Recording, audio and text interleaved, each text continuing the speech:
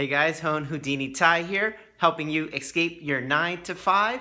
In this episode, I'm going to go into details, specific details on a deal, because in a previous video, I didn't, and I just grabbed numbers from the sky just to teach a principle, but actually, one of the viewers went into detail and was like, wait, this doesn't make sense, and I just wanted the concept out there, but never again will I go without real details and real scenarios.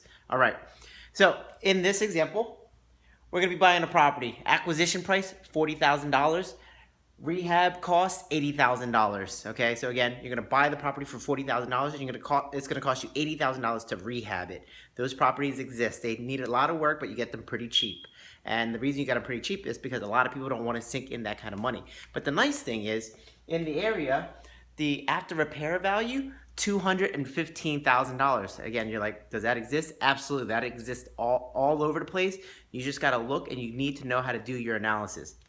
So again, we acquired the property $40,000, we rehabbed $80,000. The property's going to be worth $215,000 at the end, also known as the after repair value. So here's 120. Now, I like to go into videos about how to acquire real estate with no money down or using other people's money. So here's an example of where in this situation we needed $120,000. We borrowed $50,000 from a line of credit. We borrowed $50,000 from credit cards, and then we found $20,000 from investors. The investors could be anyone. It could be your cousin, your mom, your uncle, whoever, your friends, right? You can scrape up $20,000 from investors. Now that 120, none of it was yours. Bank of America gave you the line of credit for $50,000. Visa gave you $50,000 on your credit cards, and then again, your uncle gave you $20,000. So now you're able to acquire and rehab it. And let's just say it takes a whole year before you can close and pay everybody back, and so you generated $11,000 in interest. So you may want to borrow a little bit more than $20,000 just for the what I call it carry cost. That's the cost of interest as you go on. So now ARV 215. So how you're going to pay somebody back, or how you're going to pay all of this money back? You're going to go to a bank, and they're going to lend you 70% loan to value on the value of the property. Because you borrowed all that money from unsecured sources and not from a bank, they're going to say that you own the property free and clear. On paper, you own it free and clear. So all the bank sees is that you own a property worth $215,000 free and clear, and they will gladly lend you $150,000. It's actually $150,500, 70% loan to value. Now, this particular property is a triplex, meaning 3 units, each unit generating $850 per unit. So the rent is $25.50 a month. But after you subtract expenses, your cash flow is $19.12. That is before your debt service. And what your debt service is what you owe on your debt. So you borrowed $150,000 from the bank after you bought it and rehabbed it. They're only going to lend you on a property that is fully operational. They call it stabilized. So once the property is stabilized, they will lend you the 70%, which is $150,000, which equals $840 a month. That's all it is. Principal and interest, $840 a month at 25-year amortization at 4.5%. Okay, so you guys want to check the numbers? There you go. 25-year, not 30, because most commercial loans will be anywhere between 20 and 25. Most are not 30. And that's today's standards. I don't know what they will be next year or whatever, but that's what it is now. Remember, you were getting $19.12 after expenses. So your cash flow is $1,072 a month. Your total in with acquisition, rehab, plus your interest is now $131,000.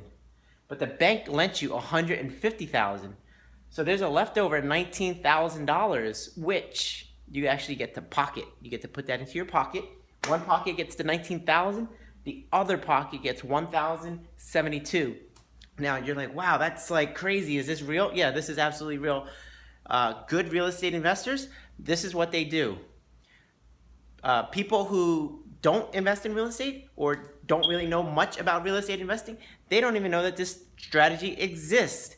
And so people are like, oh man, that's how the bubble got created or whatever. No, because the rent that's coming in, the $25.50, is covering the mortgage. Even if we reduced the rent, which at $850, it's not bad already, but let's say we reduced it $100 from each unit. Now we're at $750. So then that just means that our cash flow here is $300 less. So then instead of $1,072, right, we're at $772. So let's reduce it another $100. So now each person's paying $650. So now this drops another $300 to $672.